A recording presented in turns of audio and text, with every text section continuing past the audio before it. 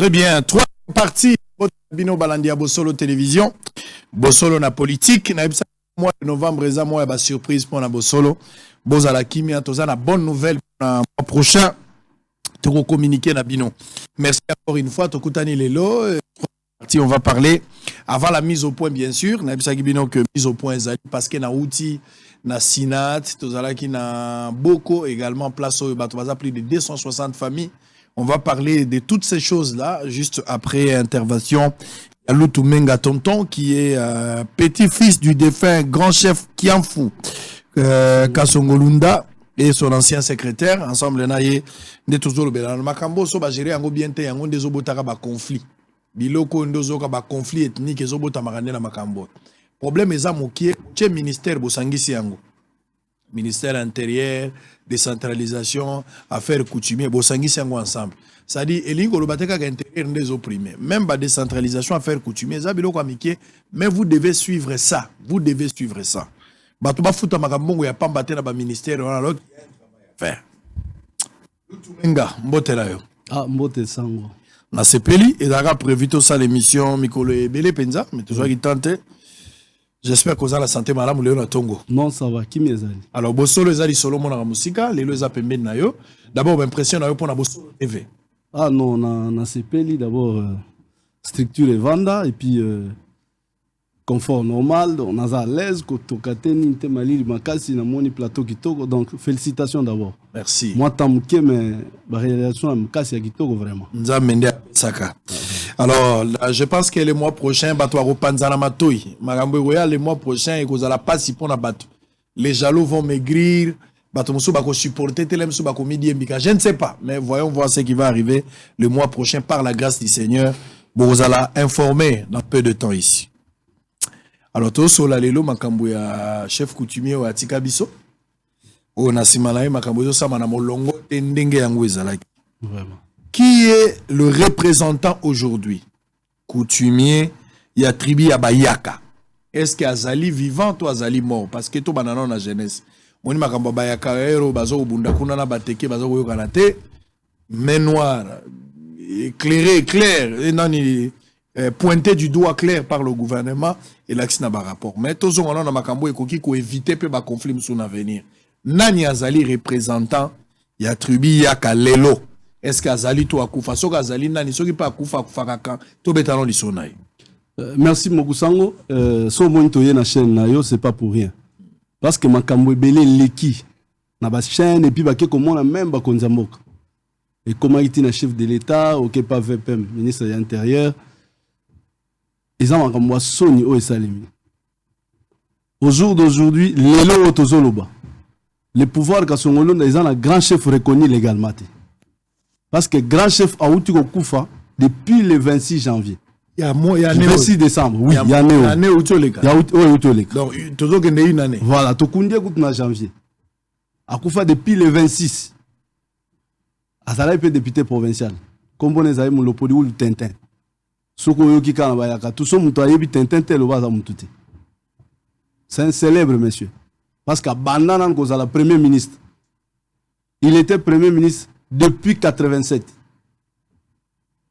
À son pouvoir, il y a chef qui combat. Soit il combat, c'est le groupement qui assume pouvoir, il y a premier ministre. Dans le gouvernement, parce que quand vous êtes un grand chef, les chefs là que vous entendez, quand vous Oyoka, Kasongolunda, ils ne sont pas deux dans les grands bandundu. Bazami Balete, il est le seul. Les grands bandundu, ils ont deux sa majesté. Grand chef. Moko Kak, Kasongolunda. Mais au jour d'aujourd'hui, le col à pouvoir est comme un biso batuto tanga to lingika tozala même place bazo benga bino te fo bozala nde tozo bebisa makam ba politicien surtout mutra mutalinga zana kiamfu na ye na sa majesté na ye alinga zana chef du village na ye na chef de groupement na ye vraiment ila mamoisson neti makambo ozolo bela oyo depuis avènement ya makambo ya kwa mutu bomona ki un certain c'est pas un certain le prince au don kimona aza prince reconnu légalement. Papa nae eza le défunt qui Kumbu ou akufa. Aza prince muta remettre en cause qui principauté nae eza azate. C'est tout comme Tintin avant comme grand chef azala qui prince. na kwa mutu kuna désordre ekotaki balobi ke bayaka na bateke. D'abord na obanda émission na nga ekozala juste tablé sur ba propos, il y a 4 personnes qui vont intervenir qui. Mutu aliboso eza avocat, il y a Mini Congo Zombie.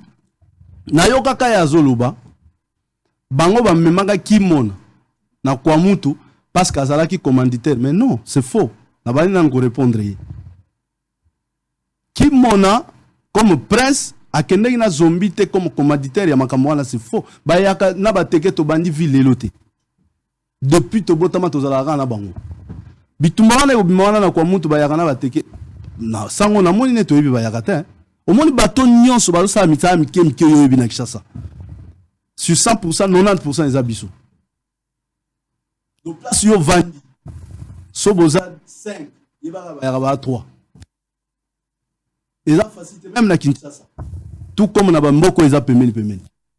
Donc il y a ça partout. Ça partout. Na institution mboko yo na misala mike chaque mutu na ndaku na zamu yaka. Chaque mutu. Parti politique eza na bandaku nyonso. Ba yaka baza na bandaku tout. Parce que misala wana ya osokola basani, ya osokola bino bilamba, ya repasser les bino, ya olambela bino, toza wana. Mouyaka se générateur l'essentiel au foot quelque chose. Au pona au survivre ya famille na yemoko. Donc makambo ekoyaki na kwa mutu. Bayaka toza très nombreux. C'est-à-dire ceux qui baloba ke za guerre ya bayaka na bateke. Olinga yo kango dans 3 jours. Ndo ndenge tozolo bela bandokio ya ba M23 mais bayaka ba récupérer après 1 heure ba récupérer. Donc kwa mutu mobile. Mais to banda on tempo biso to vivre na biso na bango wana ba neko biso. Et ça il m'a pété. Les armes à moi politiciens. Donc makambo wana ekoya ikuna comme sengaki chef coutumier mon représentant, les grands chefs coutumiers yaka songolunda o représentant bayak chef wa bayak. Donc sengaki comme Tintin kufa o yazaki grand chef légalement reconnu. Même prince Kimon Créas Phidias Panju ou Edouard Kapinda prince nyonso ya monike azana capacité ya okende kobenga bandeko ne babima na zamba bakoyoka ye, il pouvait partir parce que yaya na bango azalaki grand chef akufa depuis le 26 décembre. Ye Zombie o azam Mini Congo akenda na kimona kuna parce que depuis avènement na ye na foire wana grand chef azalaki vivant. Mutu abima grand chef kasongolunda kuna na foire. C'est le prince Kimona. Le grand chef avant ça a un problème, c'est pas que on a les kinaï. Pouvoir on est à la bongo. Même nga na simple petit-fils. Donc bisika na kei na kolia na omela na kombo akoko na ngai. Donc mutu nyonso akoma lelo kiamvu, aza grand-père na ngai. De deux, na ye komona chargé à communication à ministre, il y a VPM, ministre de l'Intérieur. Alors, il va présenter qui va un faux chef, Prince Kimona, on va présenter pas chef de l'État. Le vrai grand chef, c'est Ikan. Kikan, il n'est jamais grand chef. On a oncle. Il y a des faux grands chefs. Basé belé, on va faux d'été. Au moins, même moi, on va intervenir. Tocha image au tal. Oh, on a enlevé la mancamba, qui vous n'avez pas investi ça, qui a grand chef aussi. Lélo. Donc, même du vivant, il y a un bango. Nous sommes en presque Nkani Aza, donc j'interpelle le VPM. Mouto gouverneur ya Kwangwa yaki naïe. A mobilisé même les députés nationaux tout comme provinciaux, même le président de l'Assemblée provinciale ya Kwangwa. On va moulenga. Bazalaki naïe na mona ba photo na bango. Ba memi noko Kinkani Frédéric comme qui Aza qui en voté. Nalanda ki bango nalandi ministre provincial en charge de la justice ya Kwango. Alobi ba mema ki faux grand chef en la personne de Odon Kimona, mutumoko vivant en Afrique du Sud, même le ministre après le président de la République o yaza mwana ka songolunda ba propos na bango eza grave. Na ye awa na yebiso sango et puis na yebisa gouvernement que ba ça l'erreur na pouvoir wana ka songolunda jusqu'au jour d'aujourd'hui grand chef moko azate o ba pesi pouvoir légalement parce que l'état peut ça pouvoir te l'état peut ça pouvoir coutumier te en aucun jour l'état reconnaîtra il entérine la décision de la coutume Donc, entériner, c'est-à-dire, il faut qu'en amis, tu n'as pas posé une question que, pour la nini boche oyo, botiki oyo, parce qu'on suppose que yo y a une coutume. Mbala liboso na mona na histoire ya coutume. Le défunt ministre, pour expliquer yo avènement ya oncle nanga Kinkan Frédéric, o bango ba obenga grand chef. Bakenda ko organiser élection na Kasongolunda. Élection, s'il vous plaît, par le défunt ministre, délégué aux affaires coutumières, paix en son âme. Bengisa biso na ministère na ye na cabinet tout ça là je crois des rotations na ba famille nyonso chaque lignée. Moi j'étais secrétaire et grand chef koko na ngai to kenda kuna par 2 fois de suite et ba mikolo o baza ba koko na nga ba yebisa ki depuis pouvoir e banda jamais ministre alongwa na bureau na ye akende ko sala makambo na Kasongolunda na biso. La seule personne qui a travaillé à Pemé Nabiso, c'est l'administrateur des territoires qui a Pemé Nabiso, assiste à Kabiso, à Tepocha ordre dans Makamouana, parce qu'il n'en sait rien. Il y a un représentant, il y a un chef de l'État sur place. En aucun jour, en aucune fois, ministre a l'ongwa cabinet nae, a ken a Songolunda na kwa ngwepa Nabiso, pour qu'il ne soit Makamouana Kiamf. On l'a interdit. Mais, les politiciens comme Bazalaka toujours bango, à ça là où il y a l'ingaka, à qui a organisé l'élection. Par preuve, l'élection en Ezalaki mise en cause. Ça dit depuis Moué Kenda. D'abord, il était député provincial, je vous ai dit. Qui? Le grand chef. Oya Koufi. Oya Koufi. Il député provincial dans l'Assemblée provinciale, il y a quoi? Il y a mandat Oya Siko. Tisiko même président l'Assemblée, on a Makambo Kosala. Il y a un suppléant, il y a un validant mandat. Imaginez vous depuis le mois de décembre. Un validant un mandat, mais il y a représenté même famille n'a les vendité. Aucune fois Vandaki parce que prince la majorité va à Kinshasa. Donc pour vendre il faut nyonso basangana balobi ke tosolo na Kinshasa to so na mboko. Mais généralement ça se passe kuna na Musumba na Kasongolunda, ça ne se passe pas à Kinshasa. Ministre akende qui organise élection balobi ba faire voter ezaki je na bango parce que moni lelo ba politicien ba komaka il faut lia moi taba mangombe moi dollar aki asali makambo ya lingaki baza azalaki accompagné na secrétaire général. Oyo azalaki à côté ya VPM jour bazoya représenter Kiamvu Frédéric Nkani. Donc ezalaki kuna bango basala ils ont réussir. C'est pour cela qu'il s'était tué. Mais sinon, il est censé dire la vérité auprès du VPM que Moutou azaki en fouté. Parce que Kiamvu est un ministre Moutou a investi ça a été. Est-ce que le ministre a été induit en erreur ou bien le ministre azaki informé mais il a sali yango parce que il était informé parce que peut-être pour des intérêts mais azande ko na biso moi na biso atanga wana na Kasongolunda na collège Ntemo. Il est ministre. Oui, mais le collège le plus, parmi les collèges les plus célèbres, il y a RDC. Collège Ntemo à Kasongolunda. Atanga wana, Asilisi wana, Bakondio baza ah même le patriarche, ils ont étudié là-bas. Le maître Matariwa, patriarche honorable Mbosso président, ils ont étudié au collège. Atanga wana, on suppose qu'il est censé connaître situation à pouvoir wana Kasongolunda. Nazoïb Sabino, c'est le grand chef. Sa majesté de Grand Bandoum. D'abord, il est Kasongolunda, le grand chef Kasongolunda, Kwango Kwilo Angola, Congo central. Donc, il a la même Yves Nabambo Rana Nyoso Natangi. Parce qu'on a les pouvoir Lunda.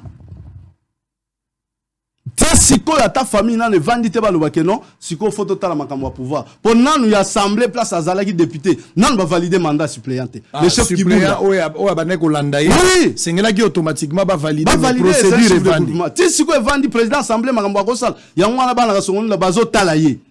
Azo ko mi pesa na ba distraction. Alors pourquoi seulement urgence d'un côté coutumier? Tu comprends ba politicien te ba mo ba yebi pourquoi? Ba yebi parce que tonito que na élection ba lingi ba zana ki amfuna bango. Ki amfwa zate.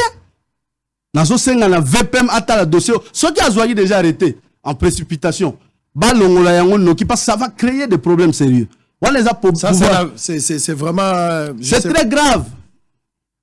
Sango au monde makambo lobela ah banda na yaki na moni ozoloba. Pour ça netio lela pona makambo goma.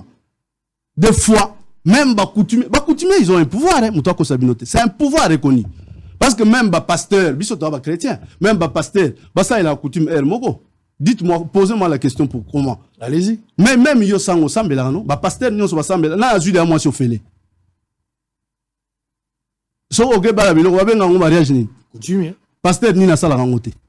Faut respecter les principes de la coutume. Coutume ezala makamuna ngo qu'il faudra respecter. Des ministres, députés, muto l'état nyonso, azana pouvoir européen sa chef coutumier pouvoir te. C'est un pouvoir un peu sacré. Non, c'est sacré, c'est pour les coutumiers. Donc, bino baye, balobi, vous entérinez la décision de la coutume. C'est-à-dire, ata okangi mis aux yuka signature, au salaire reto pesiye. Parce que ba présenter yo yé, na ba ayant droit. Yo retourne bango parce que yo na. Mbala liboso na mona na vie. Ministre abandi ko benga batu. Na secrétaire général wana oya lelo.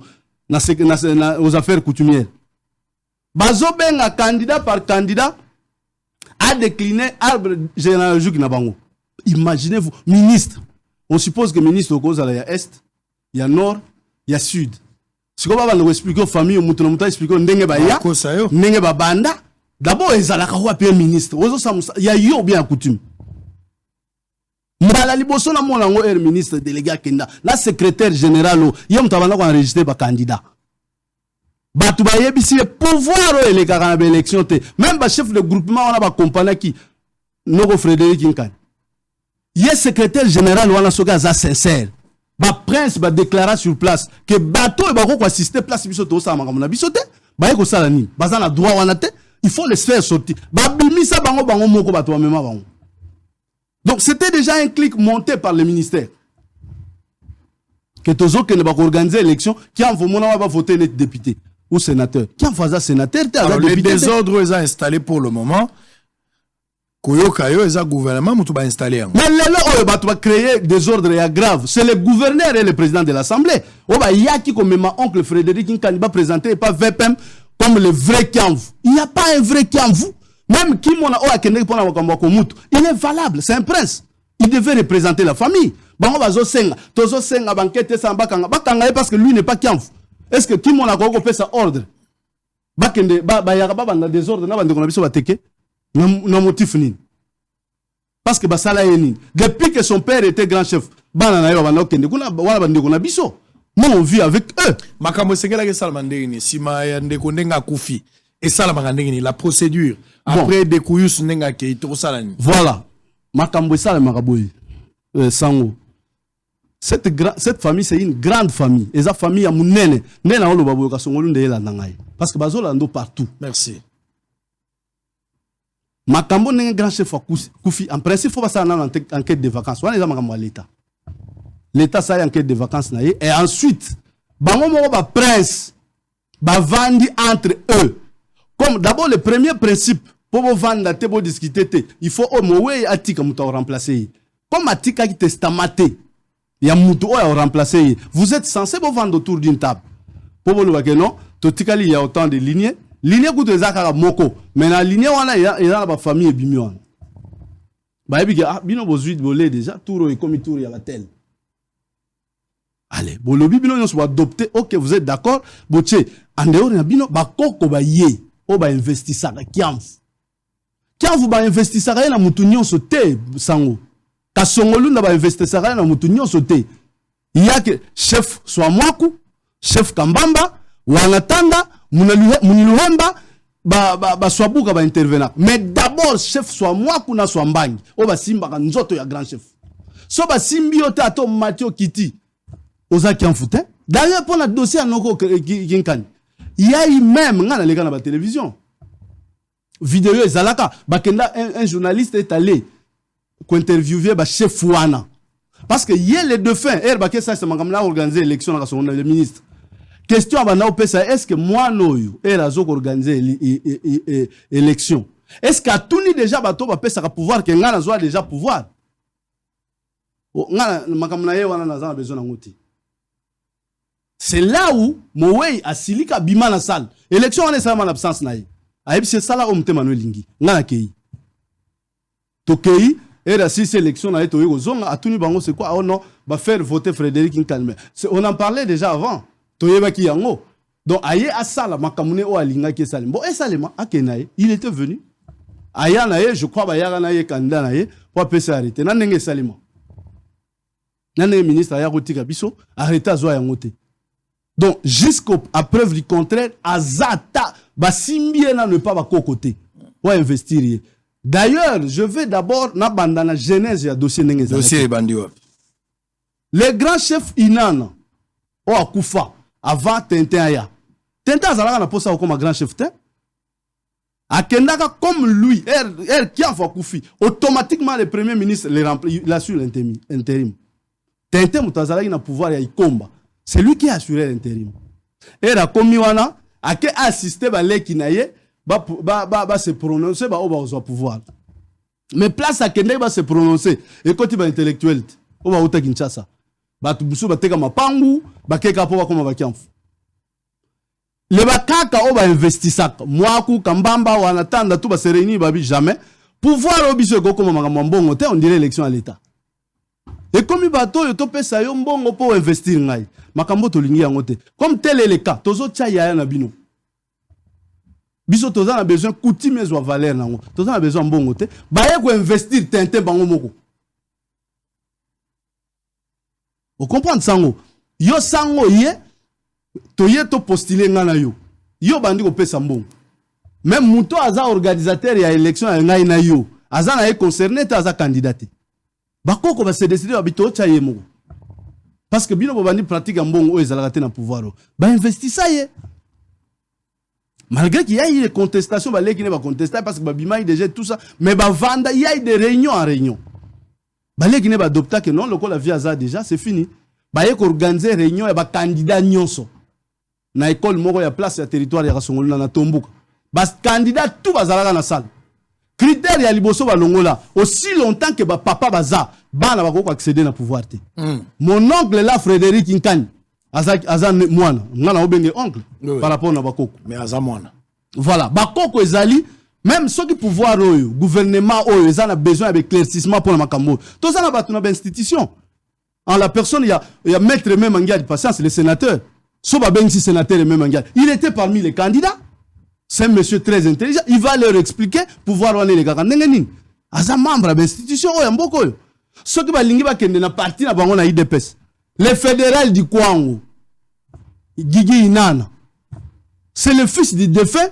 On va remplacer les lots. On va tenter de remplacer qui?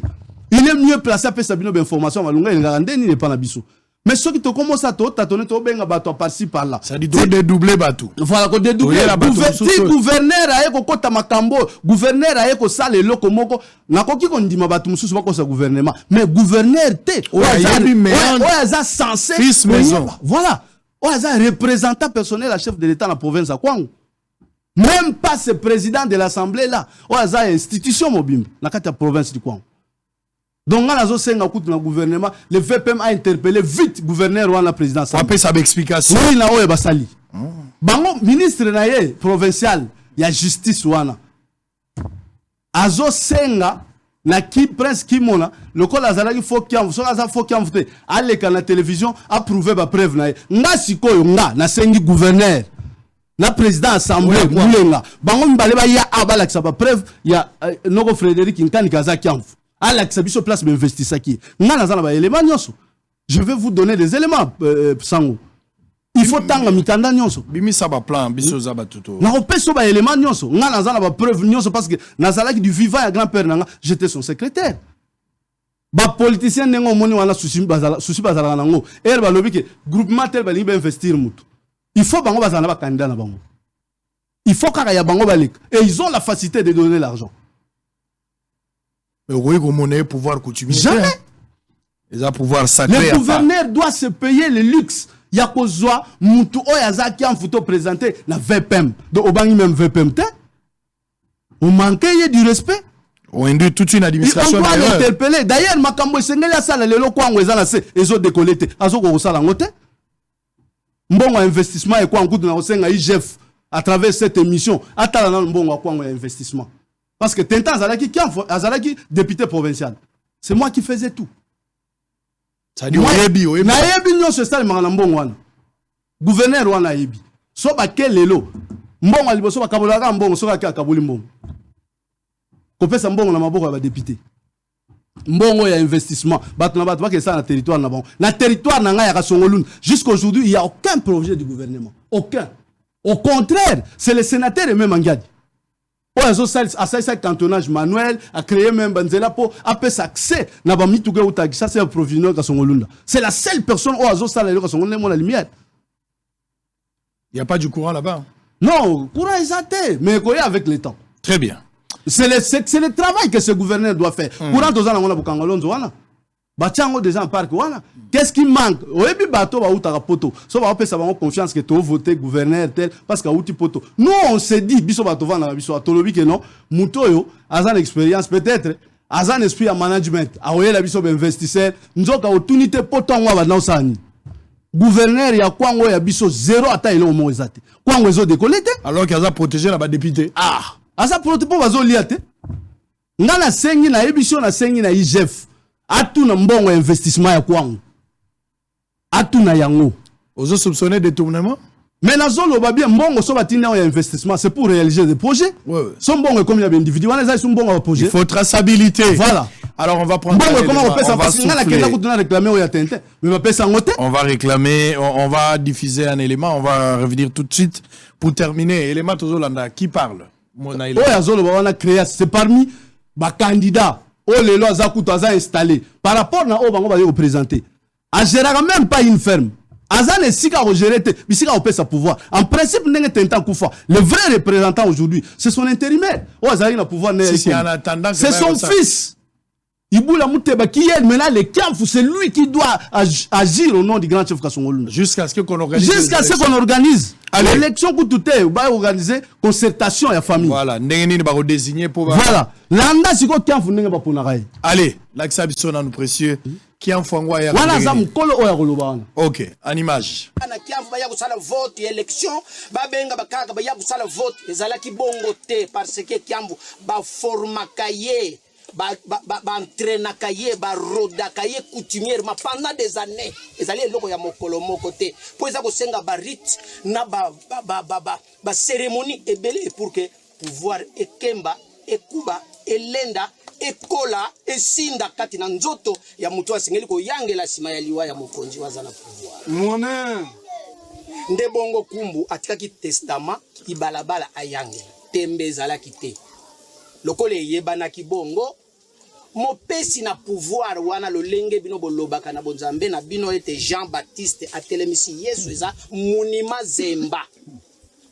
Munima Zemba le gardien ya ba insigne oyo avandaka na mayamba na ndako ya funérailles na liwa ya Kiamvu azwaki ba insigne apesi pouvoir epa ya Kiamvu ibala bala na liwa na ye liboso ya kufa azalaki ko préparer 2 dauphins utai kolobela yango lobi ezalaki nde na bomoto ya papa Ibula Wolowo ya libota ya Mbulu pe Lubaku na libota ya Swakabeya Libaku mabeya iko salema na liwa ya Ibula Wolowo sima ya liwa ya Kiamvu kibalabala etikala kimbuta Lubaku l'état za kokosa bozela 40 jours bozela 40 jours nzoka bashibe zuba pesa ki arrêter pambuta ilana oyoke sika bulu yeke eko elingi koloba l'état salaki mosala na yete a enjambaki apesi diplôme d'état et pas na muto asali examen d'état nde yango unique dauphin o ibalabala tikalaki na ye Luba aza inspecteur principal ya enseignement soki secondaire et primaire kuna na Kenge apesaki ndingisa epai na Mazemba lobinga na bangi na ngai na koka kobunda na inana te pesa pouvoir coutumier epai ya ibalabala le fils nde ngai ndeko yangela oyo ngai naza ko yangela elingi koloba l'état finikaki alingaki ko finika pouvoir oyo muta akomati Kiamvu ya arrêté ezalaka te Panzu azalaka na arrêté te Kabamba azalaka na arrêté te yende koko na ngai ya bota tata premier chef de secteur chefferie ya Kasongolunda na 1939 azwaka arrêté te Panzu arrêté te Kumbu arrêté te ibalabala yaki kozwa arrêté tata na ngai na mindondo kaka ya mutainana simande esika bokonzi bebelaki yepe ya na biso mutainana bakulu basengaki mutu soka akei bako pesa ka lisusu to esengaki siko l'état lokola azui mo angolelo aya siko kotelemisa ngai kotelemisa na nini apesa ngai nde secteur parce que bipai biso kati na mokili na Congo belge ayebaka ete bakonzi baye apesaki secteur babenga kango chefferie secteur chefferie c'est-à-dire que d'abord oza investi coutumièrement après bapesi au secteur tozelaki yango buru yeke eye ba politicien ba beleli bana Kiamvu boya ba candidat ba voter bi ba candidat donc eloko wana ti lelo eza ko trouble boki ba candidat il y a députation ba candidat ya bukiambu na ndenge nini kiambu nde batika kaena na kiambu ba ya kusala vote élection ba benga bakaka ba ya kusala vote ezalaki bongo te parce que kiambu ba forma kaye ba entraîna kaye ba roda kaye coutumièrement pendant des années ezali eloko ya mokolo moko te po eza ko senga ba rite na ba cérémonie ebele pour que pouvoir ekemba ekuba elenda ekola esinda kati na nzoto ya mutu asengeli ko yangela sima ya liwa ya mokonzi wazana pouvoir Mona nde bongo kumbu atikaki testament ibalabala ayangela tembe ezalaki te lokole yebanaki bongo mopesi na pouvoir wana lolenge bino bolobaka na bonzambe na bino ete Jean-Baptiste atelemisi Yesu eza Munima Zemba les gardiens ya ba insigne oyo avandaka na mayamba na ndako ya funérailles na liwa ya Kiamvu azwaki ba insigne apesi pouvoir epa ya Kiamvu ibala bala na liwa na ye liboso ya kufa azalaki ko préparer 2 dauphins utai ko lobela yango lobi ezalaki nde na bomoto ya papa Ibula Wolowo ya libota ya Mbulu pe Lubaku na libota ya Swakabeya Libaku mabeya iko salema na liwa ya Ibula Wolowo sima ya liwa ya Kiamvu kibalabala etikala kimbuta. Très bien. L'état za ko kos. OK, allez, pour terminer, wana to uti ko landa Créas aza parmi les candidats, mais côté na ya commandé à Kiamvu, il règne chez lui. Très bien. Donc Koulé Zalaka, c'est seulement Kasongolunda qui a un désordre. Oui, c'est Kasongolunda. Et Moutazo organisé des ordres, on est gouverneur, mais c'est le président de l'Assemblée. Le lot d'un gouverneur a même qui oncle Nabiso Frédéric Nkani a présenté une VPM comme Kiamvu reconnu légalement, mais il y a un désordre parce que Ozolanda c'est parmi les candidats. Donc ndenga zawana ayoka ke botindi tel Kiamvu pendant qu'ayebi ke nano a passé na ba cérémonie nyonso pour Kiamvu au créer des ordres. Et en plus, j'avais suivi gouverneur et Raya qui n'avait intervention naie azo senga pardon au nom ya peuple congolais na au nom à son nom personnel aussi. Mais gouverneur nazo senga à travers cette émission a retiré ba pardon naie. Il paraît parce que qui mon atindaka lettre na kwa mutu que ba okende ko investir kuna. A retiré ba pardon naie parce que le grand chef Kasongolunda, ce n'est pas un chef de groupement, c'est pas n'importe quel chef. Le Sa Majesté Kiamvu Kasongolunda Kwangu Kwila Angola Congo central. Je vais vous dire, je vais vous parler d'une histoire. Il est issu de l'Empire Lunda. Empire Lunda ezalaki na ancêtre nango kombo na Kondamat. Bango autorité morale ya Empire Lunda lelo, c'est le Moitiave. O avanda place Barundi bazalaka, bauta. Ezana panga kuna. Kondamat abota bana parmi bana na ye abotaka Chingudi Chinyama Rouege na Kamong. Chingudi akenda côté Angola à l'époque tozalaka na limite te Angola ou bien au pays tel ezalaka na ba nomination te. Chinyama akenda côté Zambie. Parmi bana Kondamat era linga kufa du fait que mukono mususu alangwaka era langwe atikali mutakala bana ya mibali basekai yango na bana websa oncle nanga ke pouvoir obote la fierté le lendo et outé pas ba maman na biso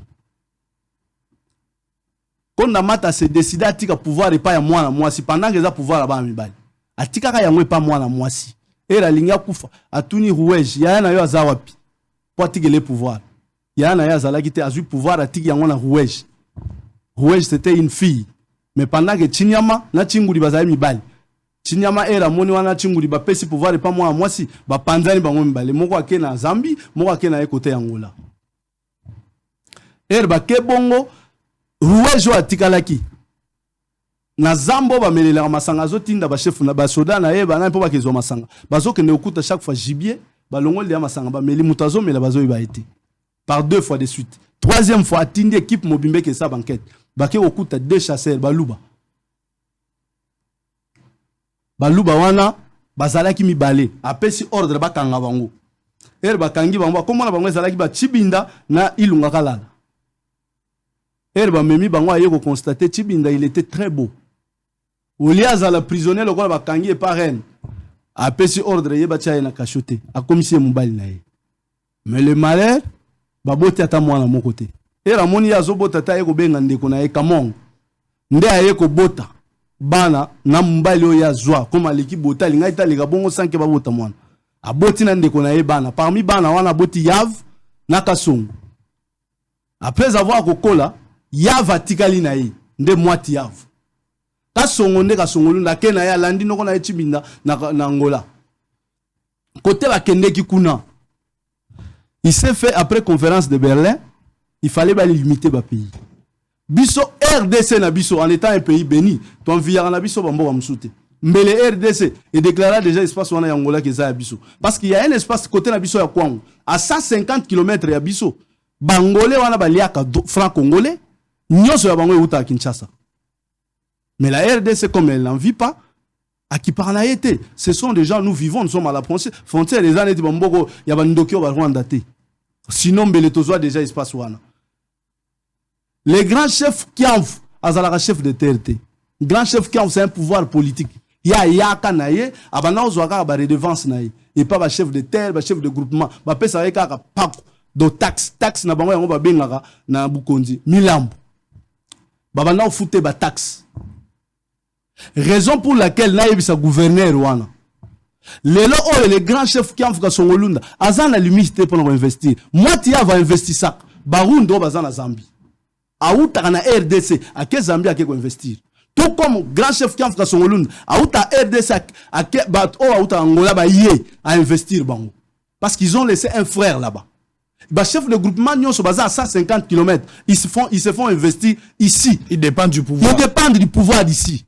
Mais comme il y a quelqu'un qui a été détaché pour représenter les pouvoirs en Angola, ils se font investir là-bas. Mais celui-ci, ces derniers, lui-même se fait investir ici à Rassongolunda. Gouverneur a que nous avons pardon, il paraîtrait, Banda Mboke Salema, jamais un chef de groupe, chef coutumier, il y a province Moussous soit investir dans la province Moussous. Et tu parles de quel chef coutumier? Il y a Kologoso? Ou bien grand chef coutumier à Rassongolunda? Alors, Kasongolunda, c'est un pouvoir où ils ont un impact makas. Si on a des négligents, il y a même quoi les autres et là parce que bateau na bazaba ndoki. Si on a un pouvoir et Kasongolunda, aligné même développement il y a pouvoir il y a quoi en qu'est-ce que le gouvernement doit faire en urgence? Le gouvernement en urgence, il doit vite interpeller ce gouverneur. Aya kopé sa explication na président assemblée wana. Na moment on a zolo bana osango Kasongolunda zola na ibsakio. Toute la jeunesse où eza chapeauté na petit gelondon baza éveillé parce que bateau bazo contre ça trouble na pouvoir na biso ba onde ba limiter ka sonde kendeli boso ta sonde jusqu'aujourd'hui il y a aucun développement, il y a rien, il y a aucun projet à impact visible. Même son ministre provincial là de la justice qui doit dire que le ministre délégué à la présidente de la République excellence Nana Manoye na kele de ka sonda papa azo bebe c'est la biso image ka sonde zole la tabourgoumé c'est nan tozuité. Bamona kaka imema ngiadi akende ko sala ka o azo sala ou bien bamona kaka bano ya yemo bazo bundana ndenge na bango ba oba ya anyoso toute personne ne fait quelque chose pouvoir les ana bato ba vandi pembeni ya pouvoir na biso so bo bengi même honorable Ibula Katakanga o ya assemblée nationale il va vous informer sur ce pouvoir. Très bien. Kasongolunda abandonné na triste sort alors qu'il y a un gouverneur qui a amené des personnes qui ne sont pas des Kianfu. Non. Aena bangwawa le quoi coopérant oh ndé qui en faut ba dédoubler parti politique mais ba dédoubler na ba chef coutumier. Voilà, c'est grave. Le président de la République vous suit, nous sommes arrivés à la fin pour la partie un message. Bon, message nanga eza au chef de l'État. Vous avez tout intérêt Mukonzi. Ya kotala makambo pouvoir ya Kasongolunda. C'est un territoire d'abord c'est le territoire le plus vaste ya RDC. Lelo parce que Liboso est allé avant décentralisation, deuxième après Bafaseni. Kasongolunda souffre, elle n'a pas de route. Il y a que Kianfu qui demande. Il y a que ces enfants qui peuvent nous amener un développement. Pendant que ce territoire a voté pour le chef de l'État. Mais bateau bakosa et la biso ba me marane fisc message ba doléance à population auprès du chef de l'État ou na institution place honorable Mboso ko répond Azali ba yebi ko mema yango te bazo ya kosa et la biso ba bêtise bazo ko la biso ba problème. Ça c'est un problème sango. So coutume la biso ezala qui forte. Là où la coutume est forte, même makamu na biso bamboka na biso muta violer yango te. La coutume doit être forte et doit agir. Mon défunt grand-père azalaka biso dans la frontière n'Angola. Soka yo qui troubiso te connaîtra guerre avant. Et Angola et Zobunda. Tout ce qu'il faisait là-bas, et ben là on les pas la biso. Mais lui nous demandait toujours Moutabi Manambogate. Alors comme il s'en va mai. Munguna au monde yangote. Mais aujourd'hui, le chef coutumier a baza forte. Pourquoi? C'est parce que baza forte plutôt pourquoi? C'est parce que baza oyambong. Au monde banda botela bango wenzo ya royal. Mutra mutako asoma chapeau ya chef coutumier, asombi lamba ya chef coutumier. Tout le monde est devenu coutumier. Ba moment où ça va congrès chef de l'État assemblée. Moi je suis au Sénat. Tout le monde makam. Chef coutumier ali à debout. Quel chef coutumier? Oh azome la sucré. Na ba biloko na ba insigne nyonso. Donc ba cha bato esengeli ministre VPM a veillé sur Vatouana. Azo ba conseiller ba zate que non, a banga ka teni na ba chef coutumier parce que les fonds ils s'investissent cher, vous savez. Balinga ko exagérer même Hollanda et Makamba ba ndeko balega kia. Ouais. Hein? Donc la seigne na chef de l'État a mis sune na Kasongolunda. Très bien. Asunga biso. Fédéral na yé on a IDPS. Azamo na Kasongolunda, il a bâti campagne pour le chef de l'État. Très bien. Je rappelle Lutu Menga, tonton petit-fils du défunt, grand chef Kianfuka Songolunda et son ancien secrétaire. Merci d'avoir répondu à notre invitation. Ma camion sur le visa très clair. Vous avez le soutien total par rapport à votre démarche. Il faut rétablir l'ordre. Ma chef coutumier, biloko eza coutumier, basaka nango jeté. Faut que landela yango na molongo. Donc il faut que tu logo na place nango. Moto akufi oya kolanda na ba principe ezali, faut que respecter yango. Ezala mwa bondoki, ezaka na kati. Boto samibeko na ndenge ezali. Bosala ka ba jeune bino na politique ndenge bolingi mais boko ke do politiser pouvoir coutumier. Bosaka biloko na bino bosala ka bo dédoubler parti politique, boke ko dédoubler nyonso bino bolingi. Mais bakambo etali coutumier botika yango nano. Parce que bango bazana moi molongo na bango. Moi bonganga na biso ezali o soki bato bakomi na suka bokoko na bango il faut ça. Nde ba bokoko wana boko dédoubler bokoko te. C'est toujours important. Sango soki okope sanga 1 minute juste. Na ba kisayelo ko moko pona président assemblée. Président Mulenga. Kasongolu nezolanda onyo sozo sala sur le pouvoir ya Kasongolu. Yo za mwana Kasongolu. Tu es le président de l'assemblée, de l'organe délibérant. Yo mto contrôler la gouverneur. Gouverneur akoka ko mema yote do yonde mto mema ki. Créas pas Zolanda au place ya fief na outa. Kemona oba on va mettre en cause. Il gère du côté Kibunda et les autres. Côté Oyase ya Tente Oyakufa, bana na eba zakuna. C'est l'intérimaire. Il y a un intérimaire reconnu. Azo investir bato. Bazo outrepasser ye. Bango balingi ba we la pouvoir. Ba politicien. Président assemblée ka Songolu no Zolanda. Mobilobi ba mona toza isuka Songolu na ya ba polote. Na ba sengleo na ba nini nyonso ba ya opesa biso. To ana besoin ya bato ba la biso, ba ya à la veille ya élection ba ya na ba polo. Heureusement ba kozali sous. Très bien, merci beaucoup. Allez, l'ambiance de Goma, toujours état de guerre na mutu. Mutako sote makamba ba dialogue nyonso wana zoko yoka wana. Tikela bato ba français, mais yo congolais zala vigilant, zala prudent. Tala ndenge ni ko battre la territoire. Kotike la FRDC mo kumbate. Nous devons combattre avec les FRDC.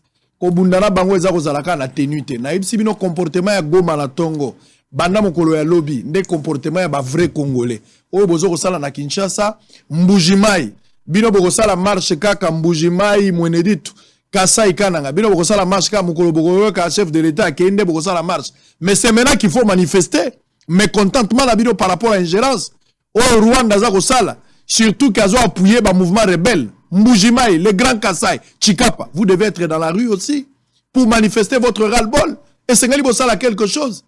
Congo central, vous devez faire quelque chose. Ne laissez pas le pays au chef de l'État seul. Ne laissez pas ce pays au gouvernement ou au FRDC.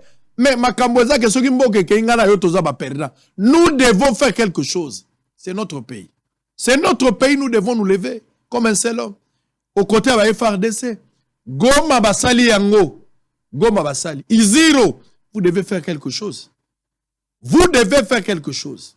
Pour soutenir les FARDC. Congo central, vous devez faire quelque chose. Grand Bandundu, vous devez faire quelque chose. Et Kinshasa. Kinshasa, vous êtes là en train de dire des choses, commenter, parler des choses inutiles. Mais Mboka et Teni Nangoza Rokene. Maintenant, c'est Ali à 40 km. FARDC est en train de faire un grand travail. Mais il faut qu'on pousse.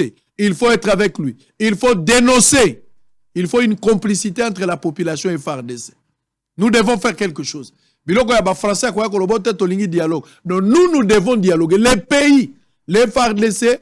Donc ba force so ça le quoi ina mai pour que base la M23 batumusu ba kota en armée, batumusu ba zonga ba civil, batumusu ba ko ba pe ba membre du gouvernement. Mais to vanda déjà na ba rebelle.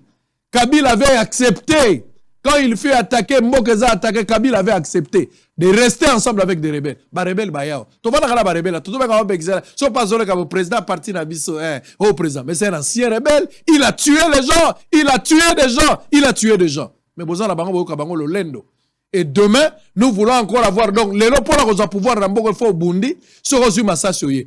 To mettre d'abord en difficulté le processus électoral et Gokufa. Kabila a payé le prix. Congolais na Congolais à Bundi.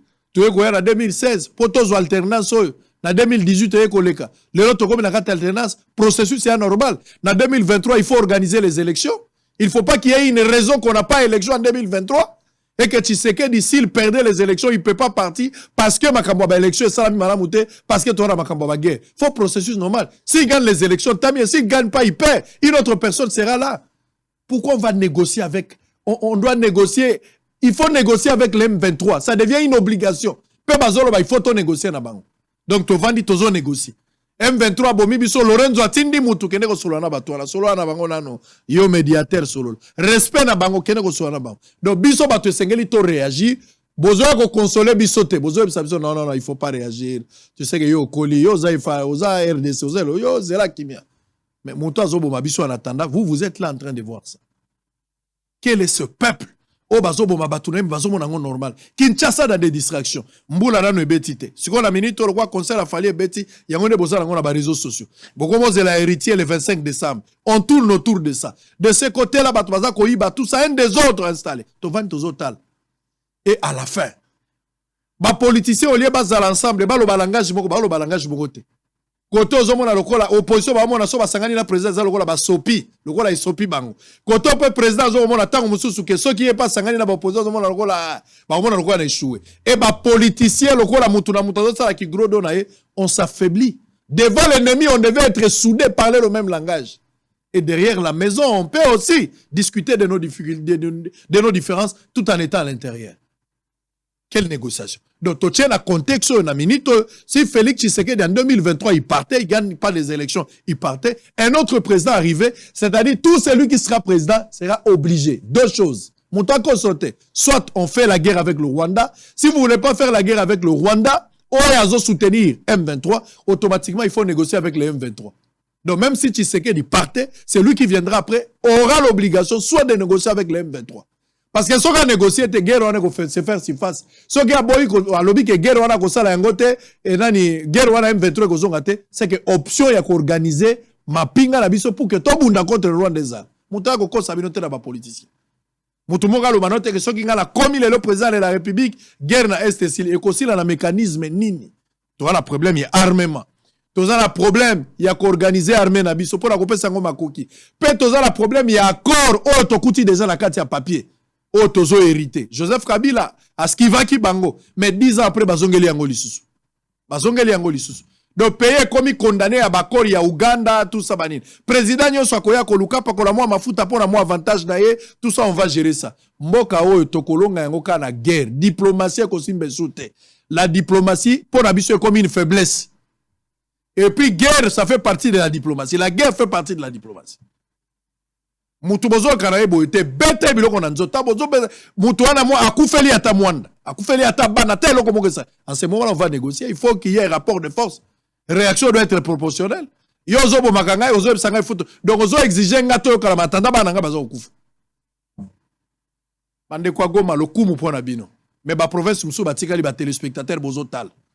Bolobi guerre eza côté kuna bino bozo malamu. Mais boye barake soki bo négliger lokoyo.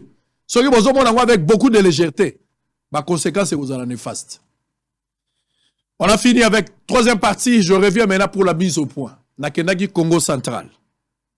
Nauti na Sinat. Makambo koyoka na tongo awa ne nazolo ba après-midi awa. Koyoka moi pasi okobwaka soyo koyoka nkele. Ndenge l'état moyini abomi makambo mususu à travers bato.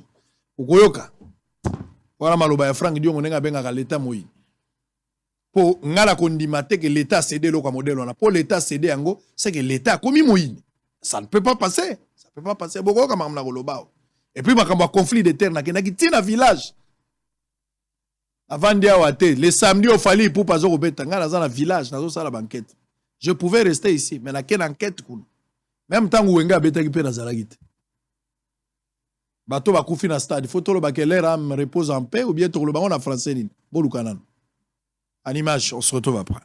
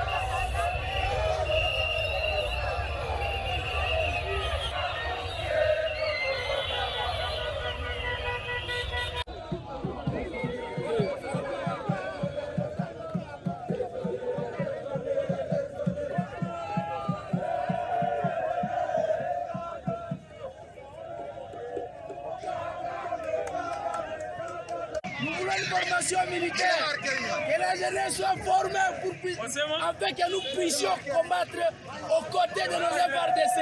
Il est grand temps que la jeunesse congolaise soit formée sur le plan militaire.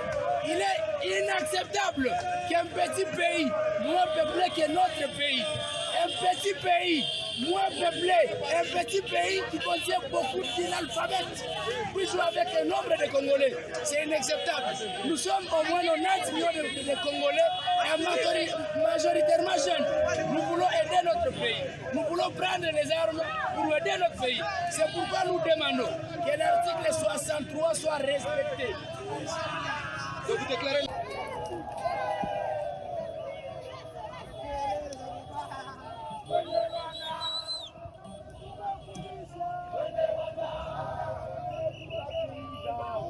C'est une matinée très mouvementée pour les habitants du quartier Camping dans la commune de Selimbao. Il est 6 heures lorsqu'ils se précipitent avec des calicots à la main où l'on peut lire « Camping Semeur », « Camping Tolembi Maboulou ». L'on peut voir la route X24 barrée ainsi que des pneus brûlés pour manifester leur mécontentement suite aux menaces de têtes d'érosion qui ne cessent de causer des dégâts énormes dans cette partie de la capitale, soit les pertes en vies humaines ainsi que des maisons emportées. Par exemple, cette femme d'une cinquantaine révolue est impuissante face aux dégâts causés par la pluie.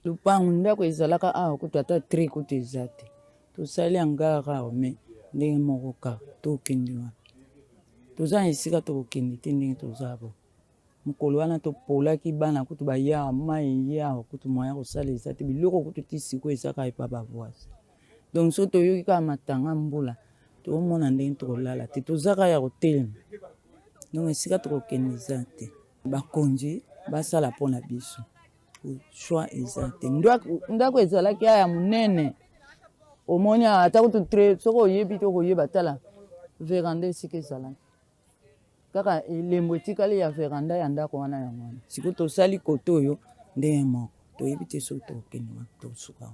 La population des 6 coins de la capitale, jeunes et vieux, restent déterminés pour faire entendre leur voix auprès des autorités afin que celles-ci interviennent en toute urgence. Pas jeune à camping nyonso basangani on a rebloqué balabala parce que érosion ezoboma biso, érosion ezokeisa banda kuna biso, érosion ezokeisa papa bazo kufa na émotion.